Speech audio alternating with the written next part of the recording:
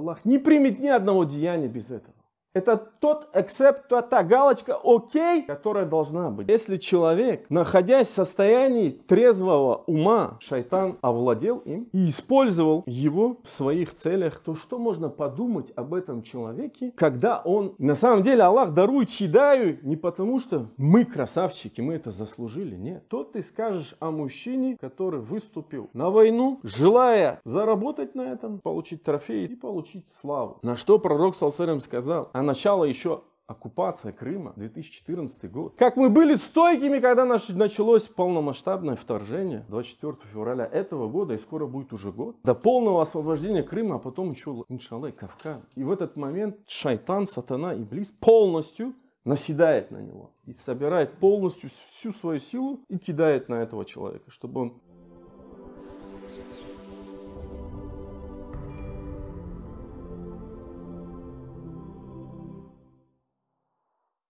Дорогие верующие, Всевышний Аллах говорит в своей книге: «Ба'да'удhu биллахи минаш шайтанир раджим. Инна анзальна илейка аль-китаба биль-хак. Фа'будиллаха мухлисан лаху-ддин». Мы ниспослали тебе Писание с истиной. Поклоняйся же Аллаху, очищая перед Ним веру. Аля лилляхи динул халис. Воистину, чистая вера может быть посвящена только одному единственному Богу, Аллаху. Также он говорит, всем вам известной суре, в последнем джузе, сура Аль-Баййина: «Вама умиру илля лиябуду Аллаха мухлисина лахуддин, хунафаа». А ведь им было велено лишь поклоняться Аллаху, служа Ему искренне.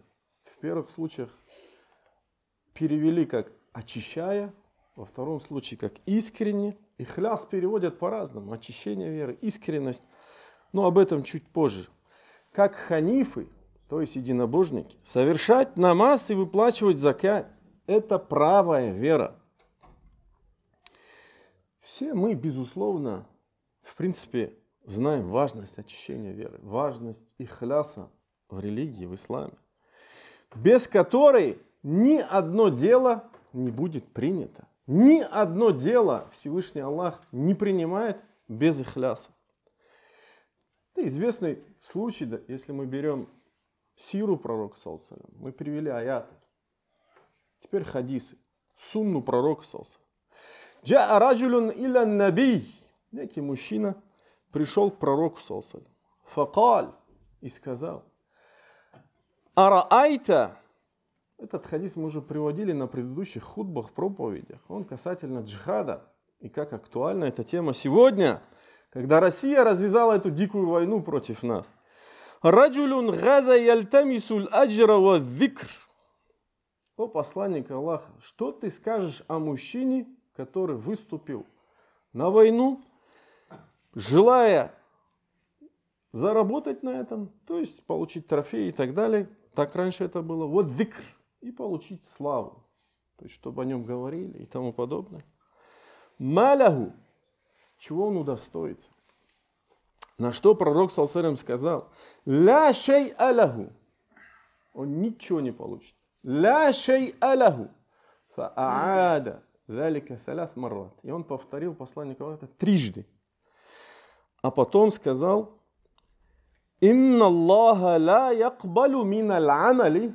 Поистине Аллах не принимает ни одно дело, ни одно деяние, илля макана лаху халиса, за исключением того, лишь в том случае он это примет, когда это будет искренне ради него совершено это. Вабутугия бихи ваджху. Стремление к его лику, к его довольству. Хадис достоверный. Итак, дорогие верующие, ихляс – это фильтр. Можно так сказать, если аналогии проводить. Это ситце, это череда фильтров, череда ситцев, которые очищают наши намерения, наши устремления, которые показывают, демонстрируют чистоту нашей души, наших устремлений. Известный случай также с хиджрой. То есть этот хадис постоянно приводит. Хадис, приведенный Амар ибн аль-Хаттабом у Бухари и Муслима. Иннама аль-а'малю бин-ният. Версия у Бухари. Аль-а'малю бин-ния. Поистине дела принимаются лишь только по намерениям. Валикулли мри'ин ма нава. И каждому человеку достанется то, ради чего он вознамерился сделать тот или иной поступок. Фаман кана хиджратуху иля Аллахи ва расулихи. Если кто-то совершил хиджру, переселение из Мекки в Медину, фахиджратуху иля Аллахи ва расулихи, то его хиджра на пути Аллаха, на пути довольства Аллаха и его посланника. Ваман канат хиджратуху ли дунья. А если переселился он ради дуни, мирской корости, ау имраатан ятазавваджуха, а контекст указывает на это, или ради женщины, дабы жениться на ней, потому что случай был, контекст на это указывает. Фахиджратуху иля ма хаджара илей. То хиджра его будет засчитан так, как он вознамерился сделать эту хиджру. Но тут, дорогие верующие, я это неоднократно подчеркивал, объяснял и в предыдущих хутбах, и сейчас объясняю. Ихляс – это и правильное устремление, правильная дорога, правильное направление – это и в то же время постоянный процесс. Процесс очищения веры. Первое – это то, когда мы говорим, что Аллах не примет ни одного деяния без этого. Направление, правильное направление. Это тот accept, та галочка окей, которая должна быть, для того, чтобы Аллах принял то или иное деяние. А второе – это постоянный процесс. Постоянный процесс. Ну, я не знаю, если аналогии приводить, можно привести аналогию с домом. У кого-то наверняка есть частный дом. Надо завести туда воду, да? Вы туда заводите воду как? Трубами. Завели воду, вода есть. Вот оно направление. Вода есть, галочка проставлена. Цель – довести воду в дом. Но потом же эту воду, для того, чтобы она была пригодна, надо очистить, фильтра ставить. Вы ставите фильтр грубой очистки, потом еще какой-то очистки, потом соль ставите, очищаете, чтобы она была пригодна. То же самое. Есть ихляс общий, сидку ния. Ихлясу ния, без которого Аллах не примет ни одно деяние. Но этого недостаточно. Дальше идет очищение, постоянное очищение. Фильтра. Ситца. Это нескончаемый процесс. Это важное понимание, потому что некоторые впадают в крайность. Понимаете, если человек не очистил намерение, он не может этого сделать. И некоторые в самообман впадают. Обманывают сами себя, типа у меня нечистое намерение, не могу пойти на джихад там, и тому подобное. У меня нечистое намерение, не могу то сделать. А шайтан этим тоже играется. Поэтому это важное понимание. Но заканчивается ли это, дорогие верующие? Заканчивается ли это, то есть деяние Аллах примет только этим? Заканчивается ли? Нет. Однозначно нет. Ибо пока человек идет по этой земле, ибо пока он испытывается, пока бьется его сердце, это ни в коем случае не закончится. Как сказал пророк, мир ему, «Иннамаль а'малю бил хаватим». Поистине дела принимаются по их завершению. В принципе, это логично. Если мы говорим, что ихляс, помимо того, что это направление, устремление и постоянное очищение, то важен и конец. Как закончится это все? То или иное дело, которое человек вознамерился сделать и начал его делать. «Иннамаль а'малю бил хаватим», пророк саллаллаху алейхи ва саллям говорит, поистине дела оцениваются по завершению. Имам Ибн аль-Кайим, рахимахуллах, приводит удивительные случаи в своей книге «Да-уд-дава», болезни исцеления, о том, как те или иные люди закончили свою жизнь. И в частности, он приводит такой случай. Человеку в агонии смерти говорят. Талкин ему делают. То есть это сунна. Да, ненавязчиво но напоминать человеку, чтобы он повторил слова свидетельства и умер со словами этими на своих устах. Ему говорили: ля, скажи ля иляха илля, скажи ля иляха. А он сказал: вама югни анни, вама арифу анни салейту лилляхи сала. А он в это время говорит, вдруг говорит: поможет ли мне это? Вама югни, поможет ли мне это? Естественно, он в состоянии бреда находится, потому что это агония смерти. Вама арифу анни салейту лилляхи сала. Тогда как я не знаю, что я совершил намаз. Человек в бреду говорит эти вещи. И так и не смог произнести эти слова, и так и умер.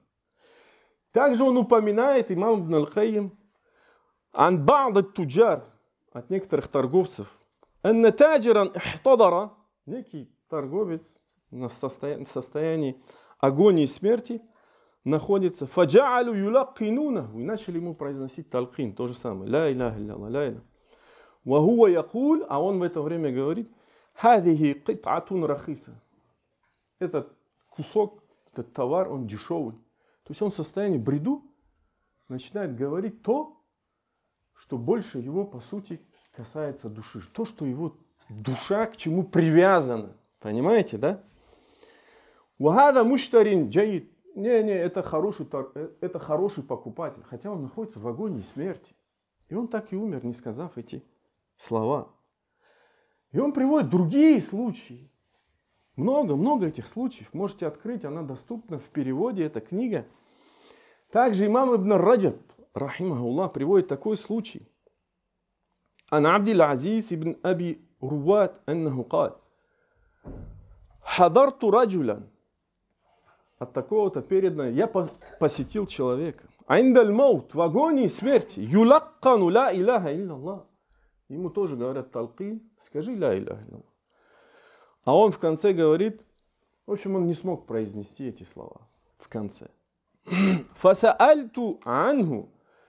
И когда я спросил, почему же так произошло, почему он не смог эти слова, ему пояснили, сказали: кяна мудмину хамарин. То есть на самом деле человек был алкоголиком. То есть он привык просто пить постоянно. Много таких историй. Я сейчас не буду их всех приводить. Рассуждая об этом, имам Ибн аль-Кайим, рахимахуллах, что он говорит? Субханаллах, кам шахадан насу мин хада айбара. Пресвят Аллах. Сколько таких случаев люди видели эти случаи, были свидетели этим случаям, в которых есть уроки. И далее он говорит: فَإِذَا كَانَ الْعَبْدُ فِي حَالِ حُضُورِ ذِهْنِهِ وَقُوَّتِهِ وَكَمَالِ إِدْرَاكِهِ قَدْ تَمَكَّنَ مِنْهُ الشَّيْطَانِ. Если раб Аллаха, если человек, находясь в состоянии трезвого ума, то есть когда он соображает, полностью осознает, камаль идракихи, шайтан овладел им и использовал его фима юридуху в своих намерениях, в своих целях, задачах, в том, чтобы он ослушался Аллаху, совершал грехи. وَقَدْ أَغْفَلَ قَلْبَهُ عَنْ ذِكْرِ اللَّهِ. И достиг того, что человек впал в беспечие, в халатное отношение к религии Аллаха, к упоминанию. وَعَطَّلَ لِسَانَهُ عَنْ ذِكْرِهِ. И сделал так, что он не поминает Аллаха. وَجَوَارِحَهُ عَنْ طَاعَتِهِ. И сделал так, что его тело не поклоняется Аллаху. فَكَيْفَ ظَنُّ بِهِ عِنْدَ سُقُوطِ هَوَاهِ. То что можно подумать об этом человеке, когда он окажется в полном овладевании, когда им полностью будут владеть его страсти. А человек в бреду, в состоянии агонии, именно в таком состоянии находится. Он не контролирует себя. وَاشْتَغَلَ قَلْبَهُ وَنَفْسَهُ بِمَا هُوَ فِيهِ مِنْ أَلَمٍ نَزَعٍ. И когда его сердце целиком и полностью занято той агонией, той боли, от которой он страдает, то есть находясь в предсмертных схватках. Что можно о нем подумать? وَجَمَعَ الشَّيْطَانُ لَهُ كُلَّ قُوَّتِهِ وَحِمَتِهِ. И в этот момент шайтан, сатана, иблис полностью наседает на него. Именно в агонии смерти. وَحَشَدَ عَلَيْهِ بِجَمِيعِ مَا يَقْدَرُ عَلَيْهِ. И собирает полностью всю свою силу и кидает на этого человека, чтобы он ушел, покинул этот мир в куфре, в неверии. وَأَضْعَفُ مَا يَكُونُ هُوَ فِي تِلْكَ الْحَالِ. И человек на самом деле слабым оказывается именно в этот момент. فَهُنَالِكَ. Именно тогда, и далее имам Ибн-аль-Кайим приводит аят. يُثَبِّتُ اللَّهُ الَّذِينَ آمَنُوا بِالْقَوْلِ الثَّابِتِ فِي الْحَيَاةِ الدُّنْيَا. Аллах утверждает тех, которые уверовали, твердым словом, стойким словом в этой жизни, وَفِي الْآخِرَةِ, и в грядущей. وَيُضِلُّ اللَّهُ الظَّالِمِينَ. И вводит в заблуждение залимов, тиранов. وَيَفْعَلُ مَا يَشَاءُ. И творит то, что желает. Вот такие рассуждения имама Ибн-аль-Кайима, рахимахуллах, на этот счет. Поистине в день джума есть такой момент, когда Аллах принимает наши намерения. Я прошу Всевышнего Аллаха, чтобы мы застали этот момент. Фастагфируллах ли ва лакум. Поистине вся хвала принадлежит лишь одному Аллаху. Лишь Его мы восхваляем. Лишь Его молим о помощи и прощении того, кого Аллах наставит на истинный путь. Никто уже не собьется с этого пути. А кого Аллах ведет в заблуждение, уже никто не наставит на истинный путь. И я свидетельствую, что нет Бога, кроме одного, единственного Аллаха. Я свидетельствую, что Мухаммад его раб и посланник. Итак, дорогие братья, дорогие верующие, поэтому для нас, людей, всегда важно в общем и целиком и полностью, как начало, так и конец. Важно начало ихлясу ния, искренность намерения, про которое мы говорим. И важно, чтобы мы закончили свои дела биль хаватим, чтобы у нас были благие. Хуснуль хатима, чтобы была. Благой конец был. Важны всегда начало и конец. И мы привели рассуждение имама Ибн-аль-Кайима, рахимахуллах, имама Ибн Раджаба, рахимахуллах, на этот счет. И на самом деле, так в любом деле, в любом жизненном деле даже, если мы абстрагируемся, возьмите даже аналогии, если проводить с жизнью того торговца, бизнесмена, того ученика, студента, того муджахида, который вышел на путь Аллаха, кто начал и бросил. Сколько студентов есть, которые бросили учебу? Сколько торговцев есть, которые начинают бизнес, но буквально проходит 2-3 месяца и все. И они опускают руки, закрывают то, что начали, опускают руки, сдаются и тому подобное. Сколько тех, кто вышли на путь Аллаха, и это видно, которые разочаровываются по каким-то причинам, и хватает буквально пару месяцев, и все. Поэтому важно начало, искренность намерения, без которого Аллах не примет, но потом постоянное очищение этого намерения, и важно еще хуснуль хатим, и как мы завершим это, то или иное дело, то или иное дело, и в принципе нашу жизнь. Так и касается этой войны, которую развязала Россия. Как мы были стойкими в начале, а начало еще оккупация Крыма, 2014 год. Как мы были стойкими, когда началось полномасштабное вторжение 24 февраля этого года, и скоро будет уже год. Также мы должны быть и далее стойкими до полной победы, иншаллах, до полного освобождения Крыма, а потом еще, иншаллах, и Кавказа, иншаллах. И только так, и никак иначе.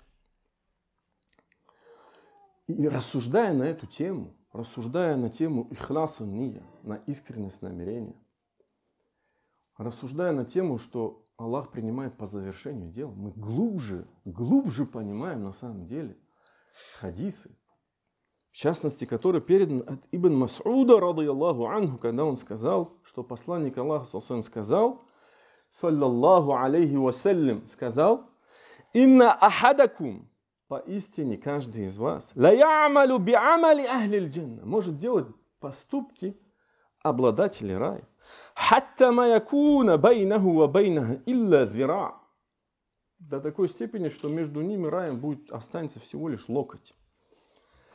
«Thumма ясбику алейхи аль-китаб», но его опередит книга, предопределение Аллаха. Аллах предопределил все по знанию своему, по знанию и мудрости своей. Не по принуждению, но это отдельная тема. فَيُخْتَمُ لَهُ بِعَمَلِ أَهْلِ النَّارِ. И будет завершение его поступков деяниями обладателей огня ада. فَيَدْخُلُهَا. И он войдет в огонь.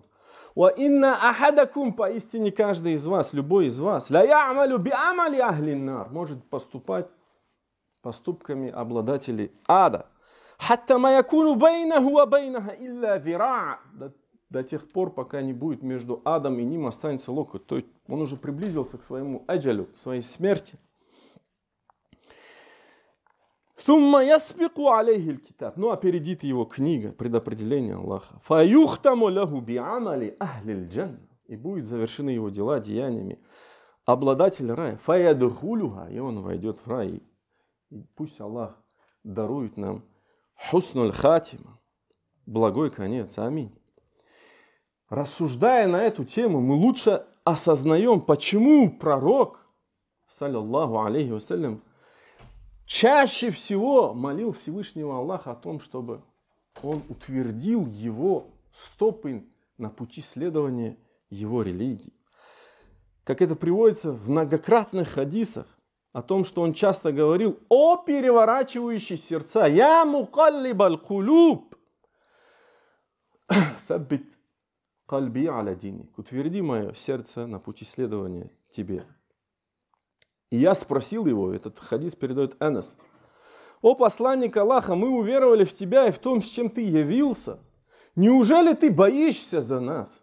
На что он ответил: «Да, поистине сердца находятся между пальцами Аллаха, и он переворачивает это сердце, как пожелает». Есть и другие риваяты этого хадиса.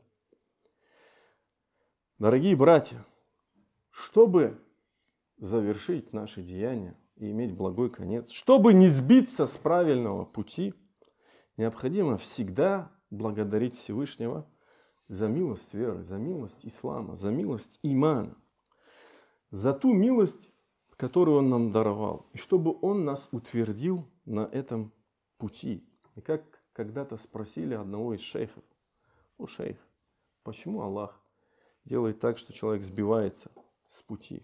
На что он ответил: его поклонение, его отклонение, то, что он сбился с пути, было по одной из двух причин. Либо не просил Аллаха укрепить на истине, либо не благодарил Аллаха за прямой путь.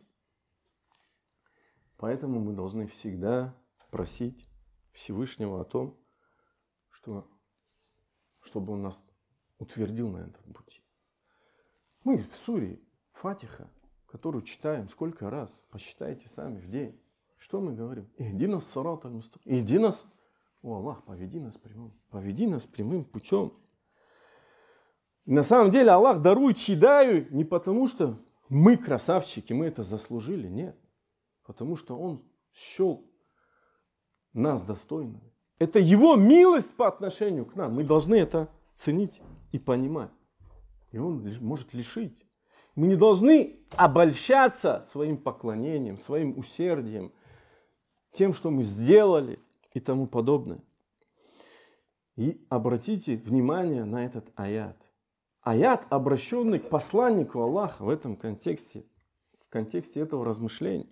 وَلَوْلَا أَنْ ثَبَّتْنَاكَ لَقَدْ كِدْتَ تَرْكُنَ إِلَيْهِمْ شَيْئًا قَلِيلًا. И если бы мы тебя не укрепили, о Мухаммад, ты готов был уже склониться к ним. Аллах говорит о своем рабе-посланнике Аллаха Мухаммаде. Что говорить о нас, простых смертных? Поэтому мы полностью зависим от Его милости, от того, утвердит нас Он на этом пути или нет. Мы должны постоянно благодарить, постоянно молить Всевышнего Аллаха, чтобы намерения наши были приняты в начале, и чтобы в конце мы завершили так, как в начале. Обязательно. И так в любом поступке и деле, как я это подчеркнул, я прошу Всевышнего Аллаха, чтобы Он нас сделал искренними. Я прошу Всевышнего Аллаха, чтобы Он даровал благой конец и оградил нас от дурного конца.